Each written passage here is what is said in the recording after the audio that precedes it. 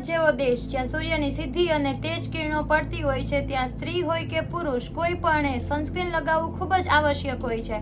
ઘણા પુરુષો એવા માનતા હોય છે કે સનસ્ક્રીન એ તો ખાલી સ્ત્રીઓ માટે જ હોય છે. નહીં, તદ્દન ખોટી વાત છે. સ્ત્રી હોય કે પુરુષ, કોઈ પણ ઉંમર હોય, કોઈ પણ જાતિ હોય, મારે ક્યારેય પણ સ્કીપ ના કરવું જોઈએ. Hello guys, stay active, stay positive and of course stay tuned with my channel. I am Mansi Khakkar. Heartily welcome you all to my YouTube channel. સૂર્યની અંદર રહેલી હોય છે બે કિરણો, UVA કિરણો અને UVB કિરણો. હવે હું તમને જણાવી દઉં UVA કિરણો શું છે. અરે કહેના ક્યાં ચાહતે હો?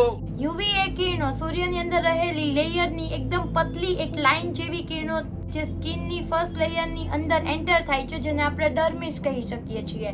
UVA કિરણો જવાબદાર હોય છે સ્કિનની એજિંગ વધારવા માટે. તમે ઘણા લોકોને જોયા હશે કે જેમની ઉંમર ખાલી 15 થી 20 વર્ષ હશે પણ એમની સ્કિન લાગતી હશે 30 થી 40 વર્ષ જેટલી. કેમ? સ્ક્રીનનો પર્યાપ્ત પ્રમાણમાં યુઝ નહીં કરતા હોય, એની અંદર સ્કિન એજિંગની પ્રક્રિયા ઝડપથી ચાલુ થઈ ગઈ હશે. UVA કિરણો સૌથી મહત્વનો ભાગ ભજવે છે તમારી સ્કિનની અંદર રિંકલ્સ, જેને આપણે ઝુરિયા કહીએ છીએ, મતલબ કે નાની ઉંમરમાં પણ તમે ખૂબ જ મોટી ઉંમર જેવા દેખાવ છો, એના માટે જવાબદાર હોય છે UVA કિરણો.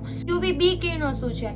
UVB કિરણો ખૂબ જ નાની અને સૂક્ષ્મ હોય છે પણ ખૂબ જ મોટો રોલ ભજવે છે તમારી સ્કિનને ડાર્ક કરવા માટે. હા, તમે ઘણીવાર જોયું હશે કે કોઈ પણ એક પર્સન હોય તો એની ફેસની સ્કિન અલગ હશે, એની હેન્ડની સ્કિન અલગ હશે, અથવા તો ફેસ હશે તો એની ફોરહેડની સ્કિન અલગ હશે, ચીક્સની સ્કિન અલગ હશે, ડાર્ક થઈ ગઈ હશે. કેમ? સનસ્ક્રીન પર્યાપ્ત પ્રમાણમાં નહીં લગાડ્યું હોય, અથવા તો એ ભાગ જે છે, એ પાર્ટ જે છે સ્કિનનો એ વધારે ખુલ્લો રહેતો હશે. એ રહા નહીં જાતા, તડપ ही ऐसी है ना.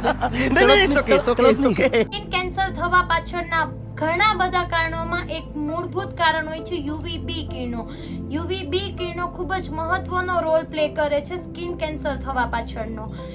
ઘણા લોકો એવું માનતા હોય છે, ઇવન અત્યાર સુધી મેં પણ એ જ સાંભળેલું હોય છે કે ઘરની બહાર જવું હોય તો સનસ્ક્રીન લગાડવું જોઈએ, અથવા તો સ્વિમિંગ કરવું હોય તો સનસ્ક્રીન લગાવવું જોઈએ. અને મોન્સૂન સિઝનમાં તો સનસ્ક્રીનની જરૂર જ નથી હોતી. કેમ? કેમ કે સૂરજ દેવતા તો આકાશમાંથી આવતા જ નથી. बे साले तभी मेरा माफ करना, गुस्से में इधर उधर निकल जाता. નહીં, તદ્દન ખોટી વાત છે. જેવું પણ આપણું બોડી સૂર્યના અલ્ટ્રાવાયોલેટ કિરણોના સંપર્કમાં આવે છે એટલે સનબર્ન, પિગમેન્ટેશન કે કોઈ પણ સનને લઈને ડેમેજની પ્રક્રિયા આપણી સ્કિનની અંદર ચાલુ થઈ જાય છે.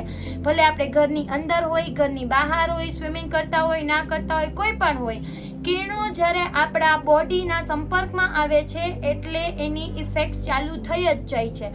ભારત જેવો દેશ જ્યાં સૂર્યની સીધી અને તેજ કિરણો પડતી હોય છે ત્યાં સ્ત્રી હોય કે પુરુષ, કોઈ પણ ઉંમર હોય, ઘરની અંદર હોય, બહાર હોય, સનસ્ક્રીન તો ક્યારેય સ્કીપ ના કરવું જોઈએ. કેમ કે સનસ્ક્રીન એક એવું માત્ર ક્રીમ છે જે તમને સૂર્યના અલ્ટ્રાવાયોલેટ કિરણોના ડેમેજથી બચાવે છે. અચ્છા વાત નહીં.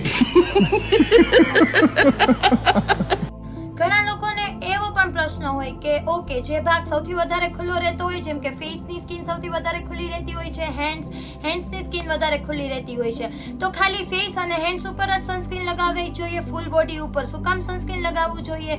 આપણને કોઈ પણ રોગ થાય તો ડોક્ટર આપણને પૂરી મેડિસિન્સ જ આપે છે ને. એમ તો નથી કહેતા કે ઓકે, ખાલી તમને પેટમાં દુખાવે છે તો પેટની જ મેડિસિન લ્યો, હાથ દુખે છે તો ખાલી હાથની જ મેડિસિન લ્યો.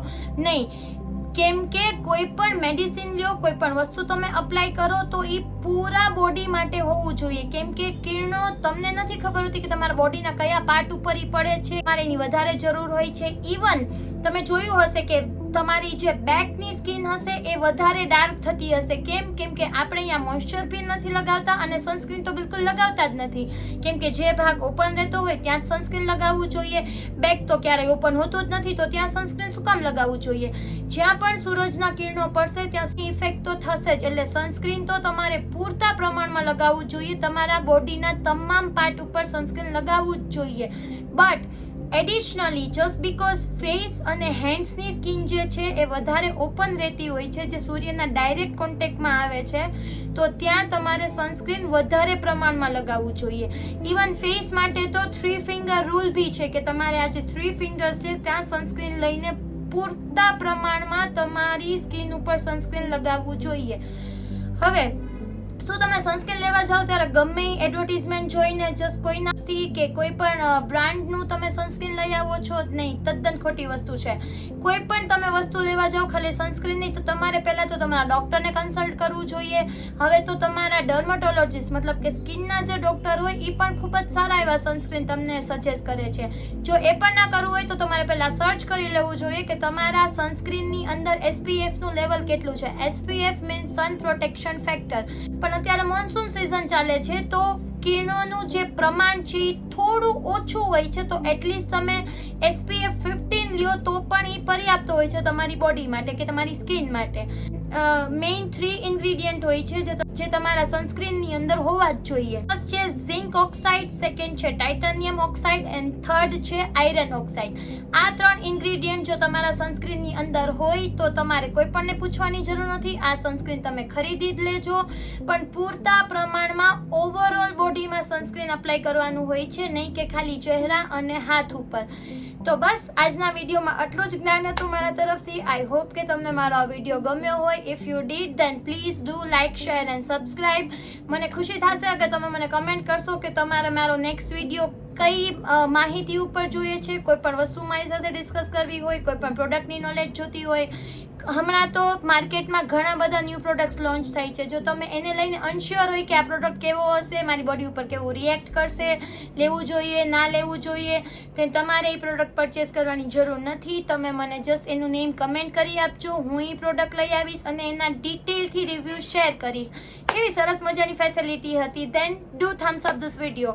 ઓકે, તમારા ફ્રેન્ડ સાથે શેર કરો, ફેમિલી મેમ્બર્સ સાથે શેર કરો. હસતા રહો, ખુશખુશાલ રહો and stay healthy in this monsoon season. Bye bye, love you all.